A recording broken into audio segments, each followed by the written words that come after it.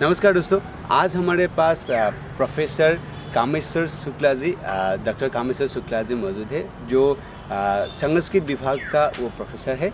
और सर और हम मिलके आपको एक ऐसा विद्वान व्यक्ति से मिलाएंगे जिसके बारे में सर थोड़ा सा इंट्रोडक्शन देगा, फिर हम आपको उस व्यक्ति से मिलाएंगे। सर प्लीज़ उनका थोड़ा इंट्रोडक्शन दीजिए सर। धन्यवाद दिव्य ज्योति जी। दिव्य ज्योति जी हमारे असम के महामहिम राज्यपाल आदरणीय प्रोफेसर जगदीश मुखी जी के योग प्रशिक्षक भी हैं और असम में अवस्थित एक बहुत बड़ी संस्था है योग कल्चर एंड योग थेरेपी, उसके आप संगठन सचिव भी हैं। आपसे मिलकर खुशी हुई। Thank you sir. और आपने जिस व्यक्ति की चर्चा की है, परम पूज्य आदरणीय आचार्य रामचंद्र जी भट्ट, जिनका पूरा नाम जहाँ तक हम लोग जानते हैं रामचंद्र गणपति भट्ट, जो मुख्यतः कर्नाटका के बेंगलुरु से संबंध रखते हैं। एक ऐसा व्यक्ति जिनका परिचय मुझे देने के लिए कहा गया है, वह एक ऐसा व्यक्तित्व है जिसकी विगत 70-72 साल की जो साधना है, उस साधना को एक सीमित समय में व्यक्त करना, उस व्यक्तित्व का संपूर्ण परिचय देना बड़ा ही दुष्कर कार्य है। फिर भी दिव्य ज्योति महंत जी ने मुझसे आग्रह किया है, इसलिए संक्षेप में मैं पूज्यवर आदरणीय रामचंद्र जी भट्ट का संक्षिप्त परिचय आप सभी के समक्ष प्रस्तुत करना चाहता हूँ। आदरणीय पूज्यवर रामचंद्र जी भट्ट गुरुकुल शिक्षा दीक्षित शिक्षित विद्वान मूर्धन्य न केवल राष्ट्रीय अपितु अंतर्राष्ट्रीय ख्याति संपन्न विद्वान हैं। आप वर्तमान में अध्यक्ष हैं वेद विज्ञान शोध संस्थान ट्रस्ट, जो कि बेंगलुरु में है। आप प्राक्तन कुलपति हैं एस व्यास विश्वविद्यालय, जो कि योगा यूनिवर्सिटी के नाम से प्रसिद्ध है, बेंगलुरु में है। Director of Varaha Mihir advance वैदिक टेक्नोलॉजी सेंटर बेंगलुरु। और जो सबसे प्रमुख आज के दिन में उनका विशेष परिचय जो है वह है, आप भारतीय शिक्षण मंडल के अखिल भारतीय गुरुकुल प्रमुख हैं। और गुरुकुल प्रमुख के रूप में समस्त भारत में गुरुकुल शिक्षा पद्धति को किस प्रकार से फिर से संपूर्ण भारत में पुनर्जीवित किया जाए, उसका पुनर्नियोजन हो, इसके लिए आप तत्पर और उद्यत हैं। आप भवभूति पुरस्कार प्राप्त हैं। यह पुरस्कार मध्य प्रदेश सरकार के द्वारा उन्हें प्रदान किया गया है। साथ ही आप ब्रह्मर्षि पुरस्कार से भी सम्मानित है, जो कि पोरबंदर गुजरात के द्वारा आपको प्रदान किया गया है। इस प्रकार से माननीय पूज्यवर रामचंद्र जी भट्ट, जिनका मैं अत्यंत संक्षिप्त परिचय आप सभी के समक्ष रखा हूँ, जिन्होंने अपना समग्र जीवन गुरुकुल शिक्षा पद्धति और भारतीय ज्ञान परंपरा, भारतीय ऋषि परंपरा को पुनर्प्रतिष्ठापित करने के लिए अक्लांत परिश्रम कर रहे हैं। और पूरे भारतवर्ष में उन्होंने जो आंदोलन चला रखा है, मुझे पूर्ण विश्वास है कि आने वाले दिनों में उनका यह परिश्रम, उनकी यह साधना और उनकी प्रेरणा से ऐसे हजारों लोग आगे आएंगे। और हमारा जो उद्देश्य है, हमारा लक्ष्य है कि भारत, हमारा देश फिर से विश्व गुरु के पद पर आसीन हो, उस स्वप्न को साकार करने में आपकी सहायता से, आपके मार्गदर्शन में हम सफल होंगे। धन्यवाद। और हमारा असमवासी बहुत लाकी है, क्योंकि Indian yoga culture and yoga therapy centre ने उनको बुलाया है बेंगलुरु से। तो सर आए थे और यहाँ महामहिम राज्यपाल सर ने उनको अवार्डेड किया, जो स्वामी शिवानंद सरस्वती योगा प्रेरणा अवार्ड, वो उनको सम्मानित किया गया है। तो आइए हम अभी सर को मिलते हैं। सर ने जो बोला है वो आचार्य जी हमारे पास मौजूद है, तो हम आचार्य जी से जानेंगे उनका जीवन कहाँ से शुरू हुआ, जन्म कहाँ हुआ, और पूरा जीवन के बारे में हम जानेंगे। आचार्य जी नमस्कार। नमस्कार। तो आपका जन्म कहाँ हुआ था? मैं कर्नाटक में पहाड़ी इलाका, हाँ। वो यल्लापुर ऐसा ओके। थोड़ा शहर, छोटा सा शहर, हाँ। पूरे पहाड़ी, नदी, हरियाली से भरा ऐसा एक गांव। हाँ। उसका नाम कोठेमने। कोठेमने। हाँ, उस गांव में मेरा जन्म हुआ। वो गांव वैदिक ग्राम था, यानी सुबह से शाम तक निरंतर वेद पाठ चलता था। अच्छा। संस्कृतमय वातावरण था। अच्छा। ऐसे गांव में मेरा जन्म हुआ। और आपका फैमिली भी ऐसे मतलब पंडित? हाँ, मेरे फैमिली का नाम ही व्यास, व्यास कुटुंब यानी परिवार। ओके। मेरे दादा परदादा सभी वो वेद परंपरा में थे। हाँ। कर्मकांड की ज्ञाता थे। 2-3 गांव में जाते थे। और इस तरह मैं खानदानी विद्वत परंपरा, वैदिक परंपरा में रहा। अच्छा। बचपन से। अच्छा। फिर आपका पढ़ाई कहाँ हुआ? घर में ही हुआ। 7 बजे मेरा वो द्विजत्व संस्कार उपनयन हुआ। बाद में वेदों का अध्ययन, और बाजू में देवालय, उसका भी जिम्मेदारी हमारे ही परिवार का था। वहाँ भी जाता था, इसलिए सुनते सुनते ही मैंने अध्ययन किया। बाद में वहाँ पाठशाला, श्री माता संस्कृत पाठशाला, हाँ। 1962 में, हाँ। वहाँ शामिल हो गया। अच्छा। वहाँ तक अभी तक, उस समय तक मैं औपचारिक शिक्षा 7वीं कक्षा तक पाया। ओके। फिर आचार्य जी ने 3 सब्जेक्ट में वो बीए किया था, तो आपने इसके बारे में थोड़ा बताइए। हाँ, बाद में मैं गोकर्ण ऐसा एक क्षेत्र है, उसमें रहा। वेद शास्त्र का अध्ययन चलता गया। हाँ। ओरिएंटल स्टडी ही था, व्याकरण, न्याय, वेदांत, मीमांसा, ऐसे जो भी दर्शन शास्त्र, इसमें ही। बाद में तो मैं मैसूर में गया। Okay. उस समय वेदांत शास्त्र आदि, शंकराचार्य का अद्वैत सिद्धांत में मेरे उन्नत शिक्षा हुई। अच्छा। वो साथ ही साथ महाराजा कॉलेज में मैं इंग्लिश लिटरेचर और हिस्ट्री, इकोनॉमिक्स, इसका भी अध्ययन किया है। अच्छा। मैं मेजर इंग्लिश अध्ययन किया है। ओके। कालिदास का जो अभिज्ञान शाकुंतला आदि जो भी काव्य है, हाँ। उनमें मुझे जैसा ही पकड़ गुरु परंपरा से हुआ। अच्छा। मेरा कोई बड़प्पन नहीं, ऐसे गुरु मिले मुझे। अच्छा। बाद में अंग्रेजी में भी शेक्सपियर का जो लिटरेचर है, हाँ। 18th सेंचुरी का वो रोमांटिक ऐसा कहते हैं, हाँ। वो मॉडर्न लिटरेचर भी मैंने पढ़ा। अच्छा। लिंग्विस्टिक भी पढ़ा, लिंग्विस्टिक भाषा विज्ञान हाँ। का अध्ययन भी अच्छा हुआ मुझे मेरा। अच्छा। और फिर आप एसवैश्य में आए, एसवैश्य में वाइस चांसलर थे, तो हाँ, उसके बारे में थोड़ा बताइए। हाँ, मैं बहुत बड़े जीवन योगी के उनके साथ ही रहा बचपन से। मेरे भी पितामह सब वो स्वयं जीवन योगी थे। कृषि कार्य भी करते थे, यज्ञ भी करते थे। इस तरह परंपरा थी। हाँ। और बाद में तो मैं मैसूर में था। हाँ। वहाँ भी बड़े बड़े योगियों के साथ रहा। हाँ। औपचारिक रूप से मैं योग को अलग रूप से नहीं जानता। वैदिक जो है, जो विद्वान है, वेदांती है, विवेकी है, वे ही योगी रहते हैं। ऐसे कुछ ड्रेस कोड वाले योगी, हाँ। ये ड्रेस वाले पुरोहित, हाँ। ये ड्रेस वाले वेदांती, ये वाले कोई प्रवचनकार, कथाकार। अच्छा। अब समाज में ये चलता है। हाँ। वो नहीं है वास्तव में। यस। ये पूरे जो भी वो फिलोसोफर्स होंगे, बड़े बड़े स्पिरिचुअल मास्टर्स होंगे, योगी होंगे, वे सभी भारत के ऋषि परंपरा के उस धरोहर के वो रिश्तेदार है, उस धरोहर को रखवाले हैं। रखवाले हैं, हिंदी में वो अच्छा शब्द है। हाँ। वो ऐसा मानना चाहिए, नहीं तो ये योगियों का एक जाति, हाँ। वही ब्राह्मणों की एक जाति, ऐसा नहीं।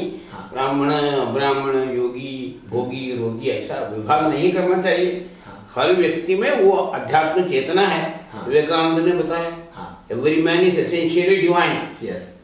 वो बाद में उनको प्रकटीकरण के लिए थोड़ा समय लगेगा। कुछ समय के बाद वो उस रास्ते में आएंगे। पहले रोगी भोगी रह के बाद में योगी बनेंगे। किंतु योगी का जो स्पार्क है, हाँ, वो हर व्यक्ति में है। अच्छा, वो कोई किसी भी खानदान में रहे, नर हो नारी हो, हाँ, सभी में है। हाँ, वो पैदाइशी है, पैदाइश से इनबॉर्न है, it is inborn divine quality. So everyone is essentially divine, everyone is essentially divine. Apparently sometime he will be different, sometime brutal, sometime lethargic, sometime tamasic, rajasic, many times he may be sattvic. So one day unfoldment, total unfoldment के बाद he will be the great yogi. That is how it happened in the case of great Satyanand Saraswati, Shivanand Saraswati और यहाँ के जो स्वामी जी योग के रहे, आपके जो संस्थान आसाम शिवानंद सरस्वती के वो परंपरा जो है, सभी में ऐसा ही है। अच्छा जी, आपसे और एक बात पूछेंगे, जैसे कि आजकल लोगों का जो आहार विहार ये थोड़ा मतलब सेंस हो गया है, जो बायोलॉजिकल क्लॉक है उसमें नहीं आते हैं। जैसे कि बहुत देर तक जागे रहते हैं, तो बहुत लेट से उठते हैं, तो इसका साइंटिफिक वे तरीके से अगर देखें तो उसका क्या प्रभाव हो सकता है शरीर का?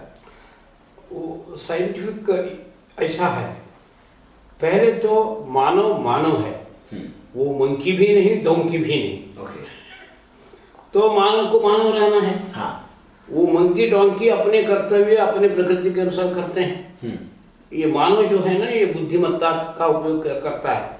थोड़ा वो क्या करता है, वो कैलकुलेशन करता है, बुद्धिमत्ता का उपयोग करता है, इसलिए अपने स्वास्थ्य के लिए, अपने सुख के लिए गड़बड़ करता है। इस कारण से क्या होता है, जीवन में उथल पुथल होता है।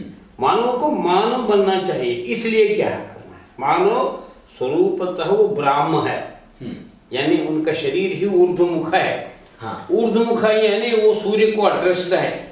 अच्छा, अर्थात ये इस तरह नहीं है। हाँ, ये तो हॉरिजॉन्टल पशुओं का होगा। हाँ, ये मनुष्य का तो वर्टिकल होगा। ये वर्टिकल स्ट्रक्चर जो है मानव का प्रकृति के स्वरूप में, हाँ, वही ये सब अनुशासन, आहार विहार व्यवहार के लिए गाइडलाइन है। ओके, इसलिए आप वो डॉन्की, मंकी, टाइगर या एलिफेंट उसके जैसे जीवन करने का अधिकार ही मानव को नहीं है। हाँ, कोई तो डॉन्की मंकी आपके घर में जाकर आपके अनुसार जीवन करता है क्या? नहीं, नहीं करता, नहीं कर पाता। इसलिए मनुष्य को भी उनके जगह जाके उन्हीं के अनुसार व्यवहार करना, मंकी डॉन्की जैसा, ये अननेचुरल है, अनसाइंटिफिक है, अनसाइकोलॉजिकल है। यही कारण है आधुनिक में ये वैज्ञानिक नहीं है, सुपरस्टिशियस है। वे योग जीवन जो है वो साइंटिफिक है, मानव के जीवन में इनबिल्ट है। ऐसा है जो आपका शरीर, तो ये ऊपर है, ये शिखर है, ये भगवान के वो जो देवालय में जो शिखर होता है, सैंक्टम सैंक्टोरम कहते हैं, गर्भगृह, वैसा है। इसमें ब्रह्मस्थान है, इसको ब्रह्मरंध्र से कहते हैं। इससे 72 नाड़ी जुड़ा है, प्राणमय कोश है। ये हाथ पांव जो है ये अन्नमय है, उसके सेकेंड लेयर होता है वो नाड़ी का, यहाँ कनेक्टेड है। इसलिए आपको इसको सक्रिय रखना है। हाथ पांव धोना कैसे, उसी तरह इसको धोना है। इसके धोने के लिए पानी नहीं है, सूर्य किरण चाहिए। अच्छा, इसको धोने के लिए इस तरह इसका, आंख धोने के लिए जल पर्याप्त है, कोई पानी होगा ऐसे करेंगे। किंतु इसको धोने के लिए 72,000 नाड़ी धोने के लिए, मन धोने के लिए, मन में जो मैली है उसको धोने के लिए, बुद्धि को शुद्धि करने के लिए एक ही रास्ता है योग जीवन, यानी बैठना इसी तरह। तो this will be activated, this will be sucking solar and lunars rays. That is how your whole inner body, outer body, vital body, mental, psychic, सब बॉडी एक्टिवेट होता है। ये नहीं करेगा तो मानव जैसा कैसे जीते? एग्जैक्टली। मानो मंकी होगा, मंकी होगा तो वो मंकी भी नहीं होगा, वो वर्स्ट काइंड ऑफ मंकी होगा, वो वर्स्ट काइंड, यानी इतना खराब तरह का बंदर होगा, हाँ। उसको अंदर लेना ही मुश्किल है, हाँ। इतना खराब होगा। वो बंदर आएगा, हाँ। उतना क्रूर नहीं होगा, लेकिन किंतु बंदर जैसा कोई आदमी बनेगा, हाँ। वो पूरा नाश करेगा। हाँ। वो डंकी होगा, एक कुत्ता होगा या गधा होगा, वो कुत्ता जैसा गधा जैसा कुछ करेगा, किंतु ये मानव कन्वर्टेड हो गया तो भयंकर डेंजरस कुत्ता होगा, डेंजरस गधा होगा। ये परिस्थिति है, क्योंकि उसका बुद्धि भी है, बुद्धि भी है। हाँ। वही इस कारण से पूरे हमारे शिक्षा व्यवस्था में हाँ। बहुत गंदगी है। हाँ। ये दृष्टि लुप्त हो गई है। हमारे प्रोफेसरों में वीसी होंगे, बड़े बड़े योगी भी हैं, उनके भी मन में ये विचार नहीं। क्यों योग करते हैं? क्यों योग करते हैं? मानव को मानव बनाने के लिए, मानव को देव बनाने के लिए नहीं, मानव को मानव होकर जिंदगी बिताने के लिए भी योग चाहिए, प्राणायाम चाहिए, आसन चाहिए, ध्यान चाहिए। नहीं तो वो अत्यंत खराब तरह का मंकी डांकी बन के क्रूरी होके भयंकर क्रिमिनल बनेगा। ये स्थिति अब भारत में है, पूरे दुनिया में है। इसको संभालने के लिए एक ही रास्ता है, योग है, यज्ञ है, भगवद गीता है, उपनिषद है। ये प्रयोग सिद्ध सत्य है, एक्सपेरिमेंटल ट्रुथ है। आशीष जी, और एक बात बताइए, जैसे कि योगाभ्यास करने से आदमी का क्या प्रभाव आते हैं अंदर, मतलब थोड़ा सा साइंटिफिक तरीके से हम दर्शकों को आप समझाइए। अगर रेगुलर योगा अभ्यास करेगा तो वो एक बेहतरीन इंसान कैसे बनता है? वही है बेहतरीन बनना, यानी इमोशनल प्योरिटी होना। ओके। भावनात्मक विकास, भावनात्मक पवित्रता होनी चाहिए, इमोशनल कहते हैं। और विचार, एक तो है हमारे जो सप्त धातु शरीर है, हाँ। त्वक, मांस, रुधिर, स्नायु, मेदो, मज्जा, अस्थि, ये बाह्य शरीर, अन्नमय कोश। इसको संभालने के लिए आहार में पथ्य होना चाहिए, स्नान वगैरह करना चाहिए, स्वच्छता पालना करना, ये होगा। एक शारीरिक स्नान हर दिन करने से ये निभा सकते हैं, किंतु उसके अंदर जो है नाड़ी है, वो नाड़ी शुद्धि के लिए और दूसरी रास्ता नहीं। उसको आप साबुन से साफ नहीं कर पाते, उसके लिए सूर्य किरण चाहिए। इसलिए सुबह ब्राह्म मुहूर्त में उठना ही चाहिए। इसलिए आपका जो अभ्यास, दुरभ्यास आदत हो गया ना, रात को late night meals, that is the most dangerous thing है। इसलिए वो रोगिक इवनिंग होता है। हमारे जैन संप्रदाय लोग और सब कुछ पालन करते हैं। सूर्यास्त के बाद 2 घंटे ज़्यादा से ज़्यादा करके आपको सात्विक आहार, कुछ जूस, फल आहार से करके सोना चाहिए। तो आप नेचुरली ब्राह्म मुहूर्त में 4-4:30 बजे को उठ सकते हैं, नहीं तो उठ नहीं सकते। 4:30 बजे को नहीं उठेंगे तो सूर्य का प्रसाद आपको नहीं मिलेगा sir, because sun god will be giving prasad at that time. ब्राह्म मुहूर्त कहते हैं, only Brahma muhurta. Okay. All 24 hours are divided into 30 muhurta. Auspicious मुहूर्त है ब्राह्म मुहूर्त। मोस्ट ऑस्पिशियस मुहूर्त है मॉर्निंग टाइम, मतलब सूर्य उदय होने के पहले पहले बाद में नहीं। बाद में अच्छा समय नहीं है, अच्छा मुहूर्त नहीं है। बहुत लोगों को ये जानकारी नहीं। सूर्योदय के बाद नहीं, सिर्फ उदय होने से पहले 2 घंटे 3 घंटे पूरा वो पवित्र, अत्यंत मोस्ट ऑस्पिशियस टाइम है उसको, ऐसा ही शब्द प्रयोग करते हैं। उस समय उठना, उठ के ऐसा बैठना, प्राणायाम, पंच प्राणायाम करना। उसमें तो वो कपालभाति वगैरह और नाड़ी शुद्धि और भ्रामरी, ये सब बहुत आवश्यक है। और बाद में आप थोड़ा आसन करें, कुछ व्यायाम करें बाहर, उस समय सूर्योदय के पहले करना है। ओके। ये बहुत रहस्य है उसमें, बोलिए तो थोड़ा। वही सूर्योदय का बाद, सूर्योदय का जो किरण आता है, उसमें सात्विक गुण नहीं रहता, रजोगुण ज्यादा होता है।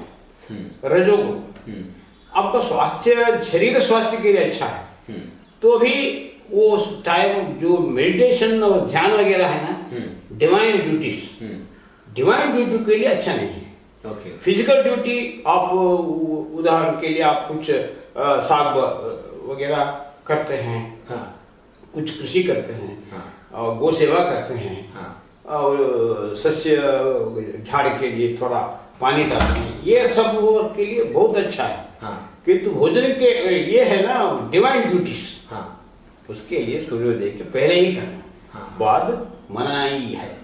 हाँ हाँ, बाद में फिर 48 मिनट्स को मुहूर्त कहते हैं। हाँ अच्छा मुहूर्त आता है, 24 आवर्स डिवाइडेड इनटू 30 मुहूर्त।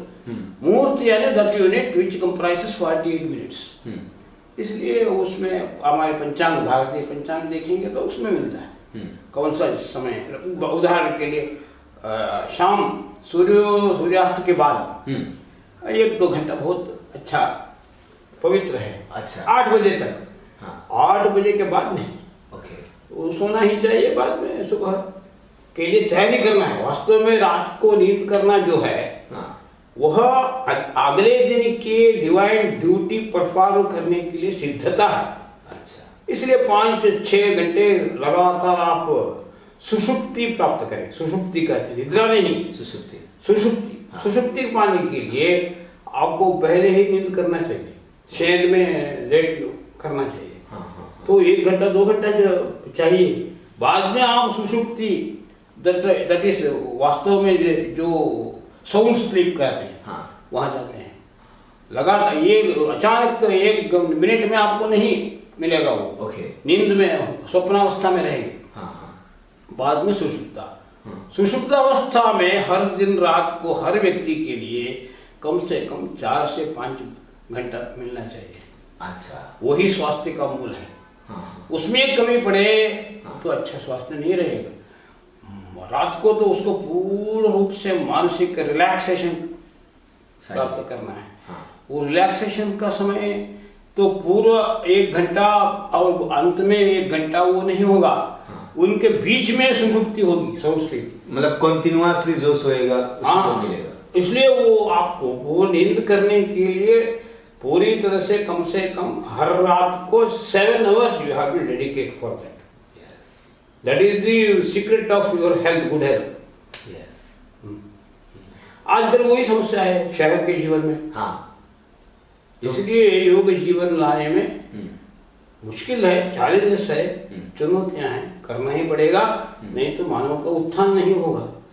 ये वो समृद्धि होगा, वो फाइनेंस बढ़ेगा, इंडस्ट्री बढ़ेंगे, वो बढ़ेगा, जीडीपी बढ़ेगा, वो बढ़ेगा, किंतु मानव जीवन की क्या दशा। इसलिए प्रधानमंत्री जी भी योग जीवन के बारे में जोर देते हैं। उनका जीवन तो ऐसा ही वो निभाते हैं। इस कालखंड में हमको योग के अलावा कोई रास्ता नहीं है। यह भारत का एक अनूठा देन है, ऋषि मुनियों से हमको दिया गया है, उसको निभाना। आप आसाम में भी इस इलाके में बहुत बड़ी परंपरा है शंकर देव की, उनके बारे में मुझे कुछ जानकारी है, इसलिए ये अच्छा इस रास्ते में नौजवानों को प्रेरित कर रहे हैं। ये परंपरा भी है शिवानंद सरस्वती जी का। इस सिलसिले में आपने सम्मान पुरस्कार दिया, प्रेरित किया, योग प्रेरणा ऐसा शब्द प्रयोग किया, योग प्रेरणा अवार्ड ऐसा नाम लिया। ये भी हमारे लिए भी बहुत प्रेरणा का स्थान है। ठीक, बहुत बहुत धन्यवाद सर। आप हमारे चैनल में आए और आचार्य जी का जो बात बोले हैं ये गोल्डन वर्ड अवश्य आपको समझ में आया होगा और आप ये जीवन में उतारिए और आपका जीवन धन्य कीजिए। Thank you. धन्यवाद। शुभम हो गया।